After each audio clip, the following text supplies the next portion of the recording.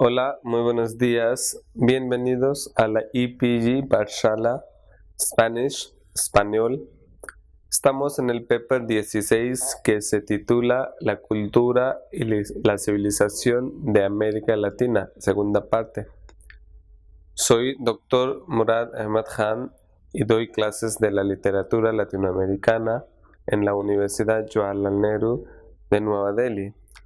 Vamos a hablar del módulo llamado Provincias Unidas de Centro de América. El objetivo principal del capítulo es deleitar al lector con las obras importantes y trabajos hechos acerca de Provincias Unidas de Centro de América. Sobre este asunto, se pretende dar un vistazo general sobre el tema y una breve biografía del mismo, mediante el uso del sinopsis o resumen de la obra y un texto o fragmento del mismo.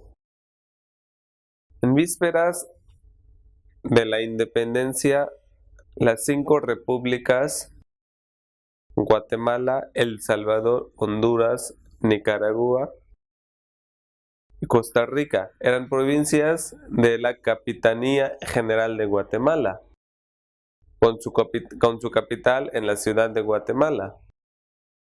Bajo el capitán general y su audiencia, un pequeño grupo de comerciantes criollos ricos habían dominado la vida económica, social y política de la colonia.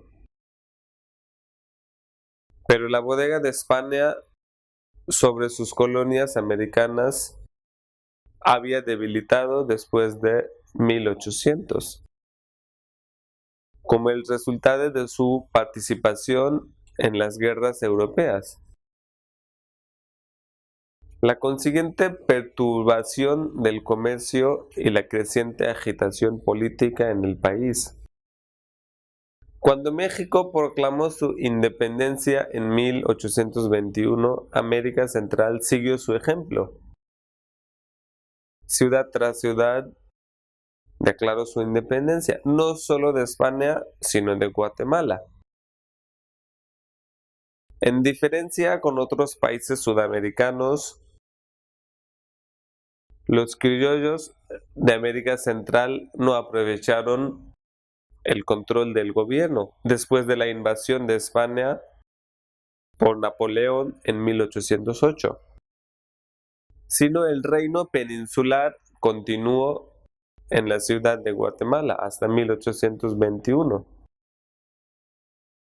La transición a la independencia se vio complicada por los esfuerzos de Agustín de Iturbide para incorporar a Centroamérica en su imperio mexicano. Todos aceptaron la independencia desde la España, pero hubo variaciones en sus enfoques para el futuro.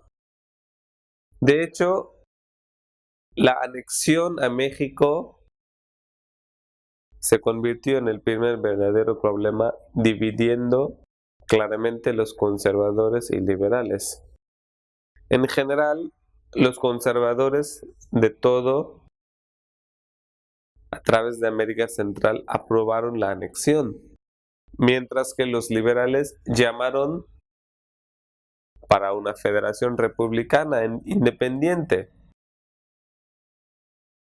Debido a que los conservadores controlaban el gobierno en Guatemala, en 1822 la mayoría de los cabildos, especialmente los conservadores, votó a favor de la unión con México, pero el 1 de julio de 1823, Iturbide y su Congreso declararon Centroamérica libre e independiente y adoptó el nombre de Provincias Unidas del Centro de América.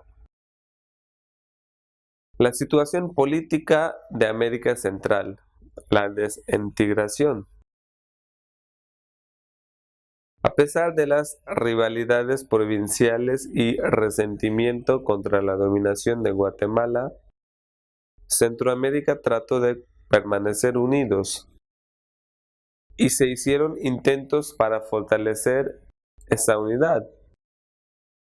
En 1823, una asamblea constituyente donde se dominaron los liberales, en primero se reunió y creó la República Federal de Centroamérica de las 5 antiguas provincias con un consejo representativo: Guatemala, Honduras, Nicaragua, Costa Rica y El Salvador. La Constitución estableció un gobierno federal con los gobiernos estatales, libres e independientes, y tuvo un fuerte tinte liberal. Se abolió la esclavitud y los privilegios especiales del clero y estableció los principios de laissez-faire, el libre comercio y la libre contratación de mano de obra. En 1824, un liberal salvadoreño, Manuel José Arce, fue elegido como el primer presidente de la República. Mientras tanto, los estados estaban formando sus propios gobiernos sobre el estado como a nivel federal. Los conservadores y los liberales luchaban por el poder. El conservadurismo, la ideología de la vieja camarilla comerciante monopolista, muchos grandes terratenientes y la iglesia tenían su base en Guatemala. Liberalismo era la doctrina dominante entre muchos grandes y pequeños propietarios de los otros estados y de la pequeña clase media de artesanos, profesionales e intelectuales. Además, en lucha entre liberal y conservador, la iglesia era una institución más importante. Los liberales trataron de desestabilizar y quitarla del poder político y económico, mientras que los conservadores apreciaban como un defensor de sus privilegios y un elemento vital en el control y asegurar el apoyo de las masas. Irónicamente, detrás de la fachada de las elecciones y el sufragio universal masculino, el poder en toda la zona estaba en manos de un gran terrateniente y las familias mercantiles. El gobierno del presidente Arce realmente nunca tuvo el control eficaz de ninguno de los 5 estados que formaban la federación. La unidad de América Central era superficial, que pronto se disolvió cuando se hizo evidente que los estados no querían ni podían financiar el gobierno federal en la ciudad de Guatemala. El gobierno federal de Arce hizo esfuerzos para hacer valer sus prerrogativas por la creación de un ejército fuerte y la recaudación de impuestos. Esta actitud del presidente le llevó a abandonar el liberalismo, lo que finalmente provocó una guerra civil destructiva entre 1826 y 1829. La lucha terminó con la derrota del gobierno nacional por las fuerzas liberales, encabezados por Francisco Morazán, y la reorganización de la Unión en una base de la hegemonía liberal. Morazán, presidente elegido por elección de la República Federal y comandante de sus Fuerzas Armadas, ambas con sede en San Salvador, lo defendió contra complots y ataques conservadores. Al mismo tiempo, un antiguo conservador volvió liberal. Mariano Gálvez, el gobernador de Guatemala,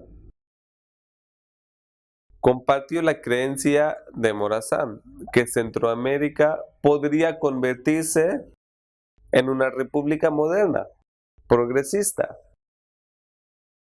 a través de la legislación social y económica iluminada. Bajo su programa moderno, él experimentó las medidas anticlericales que permitieron monjas dejar sus órdenes y redujo el número de días de fiesta de la iglesia. Agarró el fondo de la iglesia y quitó el sistema educativo de la supervisión de la iglesia. Grandes concesiones de tierras fueron entregadas a las empresas británicas e incluso una reforma agraria permitió ocupantes ilegales para comprar tierras para la mitad de su valor y permitieron nativos asentarse en terrenos baldíos. Así los terratenientes locales llegaron en contra de Gálvez. La masa de la población identificaba los códigos más con el gobierno centralizado de la ciudad de Guatemala. Con la influencia extranjera y con el anticlericalismo que la justicia social. El pueblo se alejó del gobierno por actitud autoritaria y represión militar. La pérdida del apoyo de los intereses de los terratenientes locales junto con los estragos de una epidemia de cólera que se extendió por América Central en 1837, derrocó al régimen de Gálvez y su ambicioso programa de reformas. Todo fue organizado por el mestizo Rafael Carrera, un conservador. Carrera tomó la ciudad de Guatemala y puso fin a la República Federal.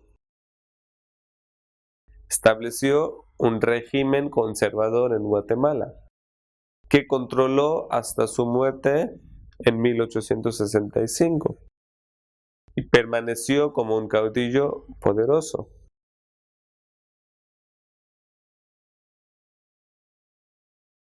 Ferrera, un caudillo, también siguió las mismas tendencias de Carrera. En El Salvador, Lindo llegó en poder como el presidente en 1841 y siguió Carrera.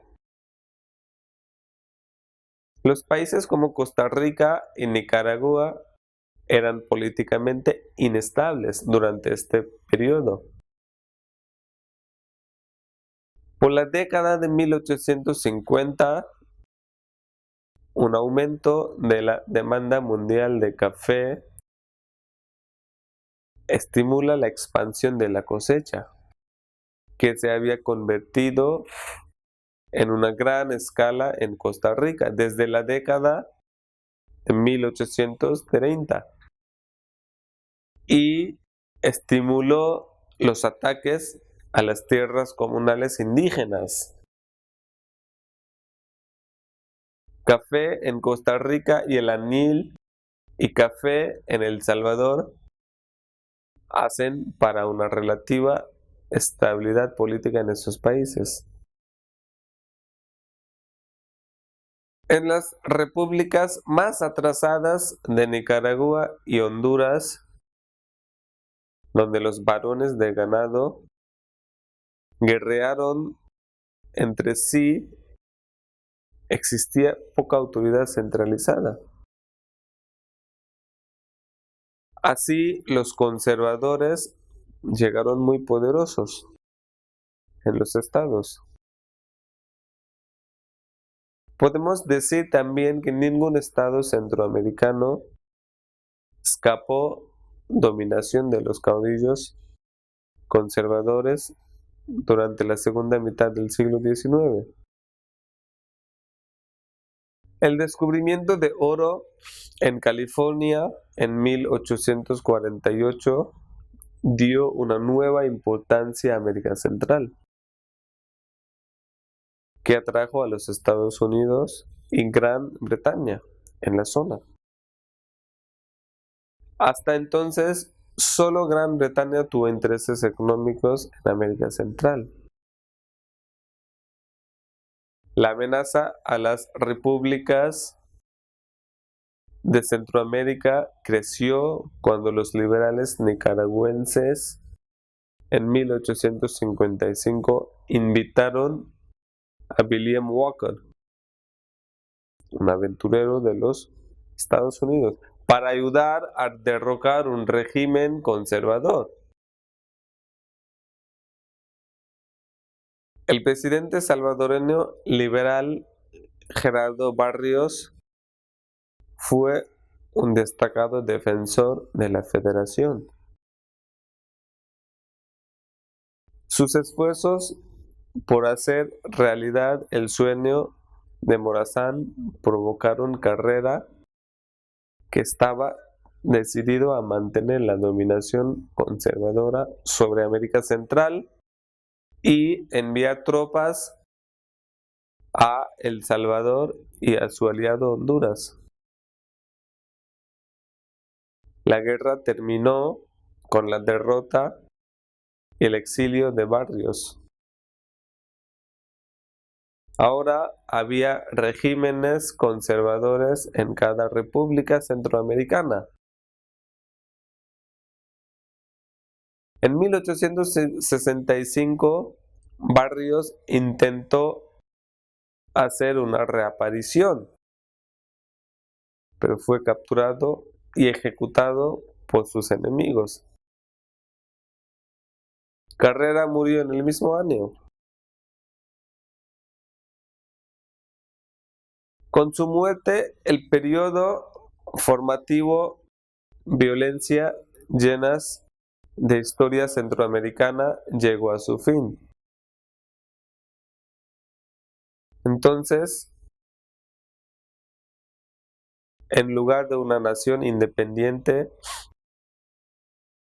unida y próspera, América Central llegó a ser un grupo fragmentado y de disputas de los estados que se llamaron repúblicas en 1870.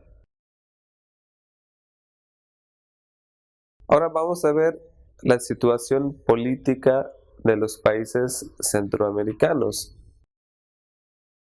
De Guatemala, desde 1870 a 1900.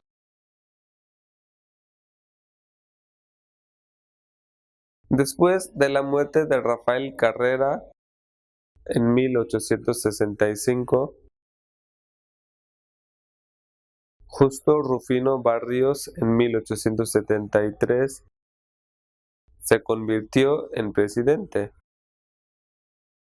Barrios y sus sucesores estaban decididos a consolidar el poder del Estado, subyugar a las comunidades indígenas relativamente autónomos y crear un mercado nacional unificado para la tierra, el trabajo y los productos básicos. Su programa de reforma rechazó la doctrina clerical y metafísica a favor de una firme fe en la ciencia y el progreso material. Pidió la secularización y la expansión de la educación, tratando de reducir el poder y la autoridad de la Iglesia.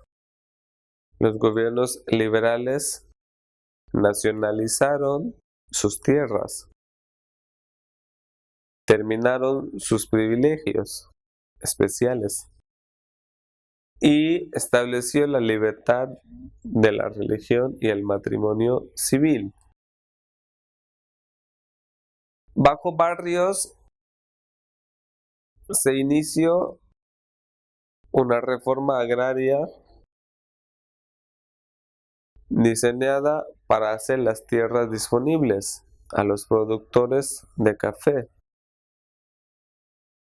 La tierra de iglesia y monasterio confiscada por Barrios. Luego vinieron las explotaciones estatales no cultivadas, que se dividieron y se vendieron a bajo costo o concedieron a los intereses privados, y las tierras comunales indígenas. Los principales beneficiarios nativos de este proceso fueron los productores de café de pequeñas y medianas empresas que podrían comprar u obtener tierras por parte del gobierno de otro modo. Inmigrantes extranjeros también fueron muy bien recibidos por los regímenes liberales y se beneficiaron de la nueva legislación. En 1914, las tierras de propiedad extranjera producen casi la mitad del café de Guatemala. Estas empresas cafeteras privadas se beneficiaron con mano de obra barata en masa. El sistema de trabajo más común fue la deuda peonaje jurídica de derecho en Guatemala, que los indígenas fueron atados a las fincas, plantaciones, por deudas hereditarias, constituyendo el 70% de los 100,000 de habitantes, constituyendo el 70% de los 1,000,000 de habitantes del país a finales del siglo XIX. Los pueblos indígenas se resistieron de forma natural esta embestida liberal, de vez en cuando a través de actos de abierta rebelión localizada.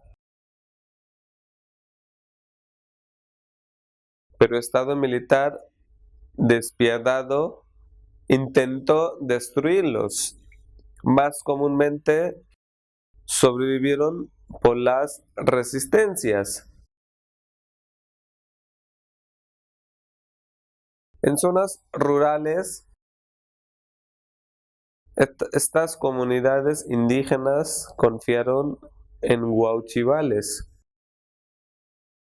hermandades religiosas independientes, arraigadas en las tradiciones católicas coloniales, para mantener sus identidades culturales, la defensa de su autonomía y preservar las costumbres comunales, lenguas ancestrales y rituales religiosos en contra del poder de homogeneización de las fuerzas del mercado sin trabas del liberalismo. Nicaragua, desde 1870 a 1900. Cuando Walker fue expulsado del país Entonces los conservadores gobernaron Nicaragua con muy poca oposición,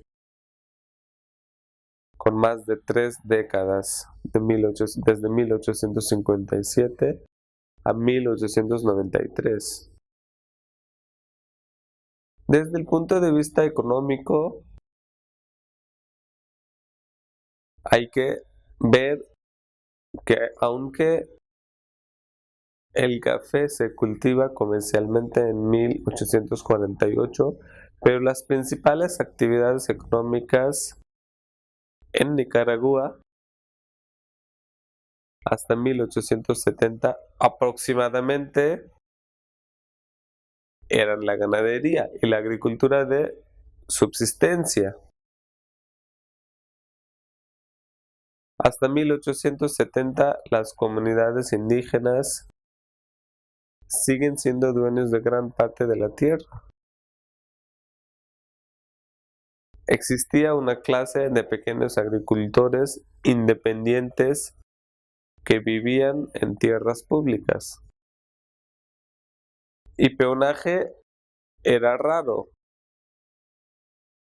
El crecimiento repentino del mercado mundial del café creó una demanda nacionalista por parte de algunos miembros de la élite nicaragüense de tierras aptas para el cultivo de café y de un suministro de mano de obra barata. En 1877, aldeas vendieron sus tierras comunales y condujeron efectivamente a los campesinos, indígenas y mestizos de sus tierras, transformado gradualmente en una clase de peones o aparceros dependientes.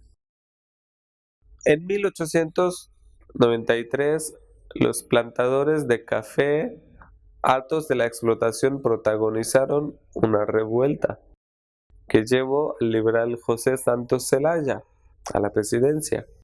Un modernizador, Zelaya gobernó durante los siguientes 17 años como presidente dictador.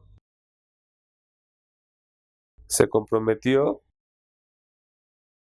a proporcionar la infraestructura necesaria por el nuevo orden económico a través de la construcción de carreteras, ferrocarriles, instalaciones portuarias y las comunicaciones telegráficas. Se comprometió a proporcionar la infraestructura necesaria por el nuevo orden económico a través de la construcción de carreteras, ferrocarriles, instalaciones portuarias, las comunicaciones telegráficas. Reorganizó el ejército, separó la iglesia y el Estado y promovió la educación pública. Al igual que otros líderes liberales latinoamericanos de su época, creía que la inversión extranjera era necesaria para el progreso económico rápido y otorgó grandes concesiones a los capitalistas extranjeros. Con el comienzo del nuevo siglo 1909, los norteamericanos controlaban gran parte de la producción de café, oro, madera y plátanos, las principales fuentes de riqueza de Nicaragua.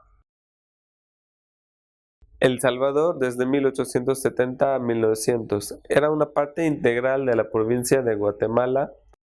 El Salvador había crecido en importancia en el siglo XVIII como el principal producto de añil, el producto de exportación del reino.